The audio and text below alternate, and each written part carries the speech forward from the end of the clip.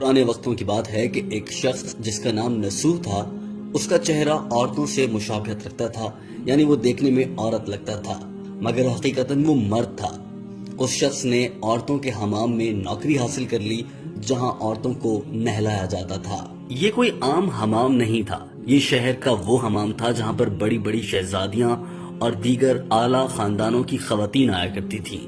یہ شخص جس کا نام نسوح تھا، جو کہ حقیقتاً مرد تھا مگر دیکھنے میں عورت جیسا تھا، یہ ان عورتوں کو دن بھر دیکھتا اور ان کے جسم کے مختلف حصے دیکھ کر بڑے بڑے گناہوں کا مرتکب ہو رہا تھا۔ نسوح نے اپنے گناہوں کو دیکھتے ہوئے کئی بار اللہ سے توبہ کی، لیکن شیطان کے بار بار بہکاوے میں آنے کی وجہ سے نسوح اپنی توبہ بار بار توڑ دیتا اور پھر سے انہی گناہوں کا مرتکب ہونے لگتا۔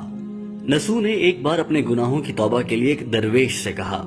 درویش نسوح کے گناہوں سے اچھی طرح واقف تھا مگر آج تک کسی کے ساتھ اس کا تذکرہ نہیں کیا تھا۔ اللہ والوں کی ایک خصوصیت ہوتی ہے، وہ درویش ہوتے ہوئے کسی کا بھی چہرہ پڑھ لیتے ہیں اور اس کا باطن جان لیتے ہیں، اس کے دل میں کیا ہے وہ بھی جان لیتے ہیں، لیکن درویش ہونے کی وجہ سے وہ کسی کے عیب سے اور رازوں سے پردہ نہیں اٹھاتے اور ان کی برائیاں جانتے ہوئے بھی خاموش رہتے ہیں۔ کچھ ایسا ہی درویش کی جانب سے کیا جا رہا تھا۔ درویش نے نسوح سے کہا کہ جن گناہوں کے تم مرتکب ہو رہے ہو، سچے دل سے اللہ تعالیٰ سے معافی مانگو، انشاءاللہ اللہ تمہیں معاف کر دے گا۔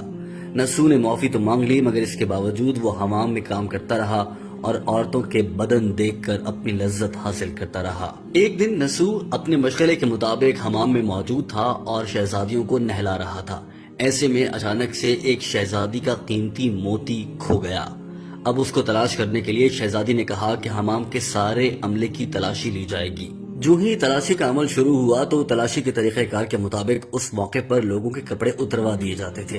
نسوح بھی حمام کے عملے کا حصہ تھا اور اس کے بھی کپڑے اتروائے جانے تھے۔ نسوح یہ سوچ کر بہت خوفزدہ ہو گیا کہ اس کے کپڑے اتریں گے اور اس کی حقیقت دنیا کے سامنے آ جائے گی اور یقیناً شہزادی کے کہنے کے بعد بادشاہ اسے قتل کروا دیں گے۔ نسوح جو کہ بہت ڈر چکا تھا، اس نے موقع پا کر حمام سے فرار اختیار کی اور ساتھ والے کمرے میں جا کر اللہ سے دعا کرنے لگا کہ یا اللہ، میں نے کئی بار توبہ کی ہے لیکن میں بار بار اپنی توبہ توڑ دیتا ہوں اور پھر سے اسی گناہ میں لگ جاتا ہوں۔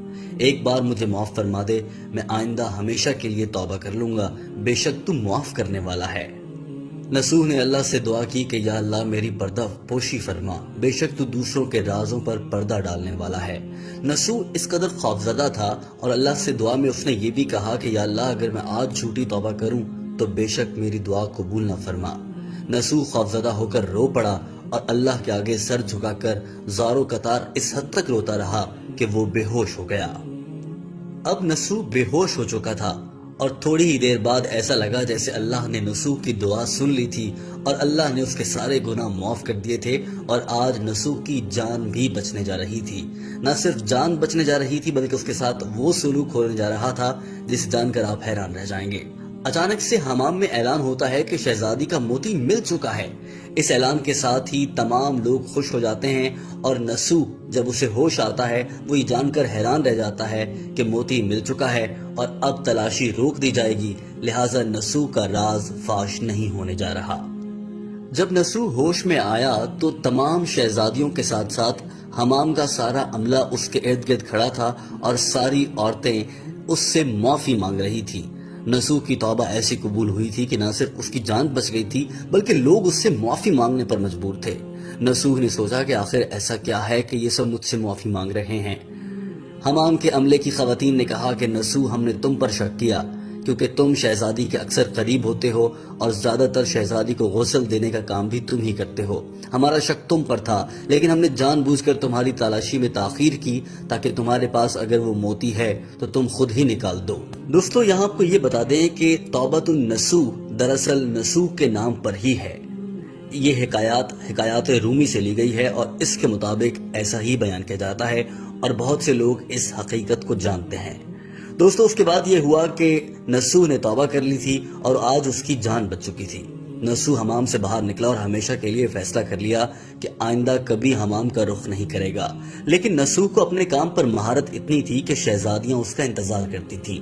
اور بار بار مختلف شہزادیوں نے اپنی کنیزوں کے ذریعے پیغام بھجوائے کہ نسوح کو حمام میں بلایا جائے، لیکن نسوح نے چونکہ توبہ کر لی تھی اور اس نے دوبارہ حمام میں آنے سے انکار کر دیا۔ دوستو، یہی وجہ ہے کہ نسوح کے نام پر آج بھی توبۃ النسوح مشہور ہے۔ ہم امید کرتے ہیں کہ آپ کو یہ ویڈیو پسند آئی ہوگی اور آپ اسے دوسرے دوستوں تک بھی پہنچائیں گے۔ دوستو، اللہ سے توبہ کرنے کا بہت بڑا فائدہ ہے۔ اگر آپ کی توبہ دل سے ہو اور اللہ اسے قبول کر لیں تو انسان کی زندگی بدل سکتی ہے۔ آپ سے ویڈیو میں ہم یہ سوال کرنے جا رہے ہیں، کامنٹ کے ذریعے اپنی رائے کا اظہار کیجیے گا، کیا آپ نے کبھی دل سے اللہ تعالیٰ سے اپنے کسی جرم کی توبہ کی اور اس کے بعد آپ نے دوبارہ وہ جرم کبھی نہیں کیا تو آپ کی دعا بھی قبول ہو گئی؟ دوستو، اپنی دعا اور توبہ کا واقعہ ہمارے ساتھ ضرور شیئر کیجیے۔ ویڈیو دیکھنے کا بہت شکریہ۔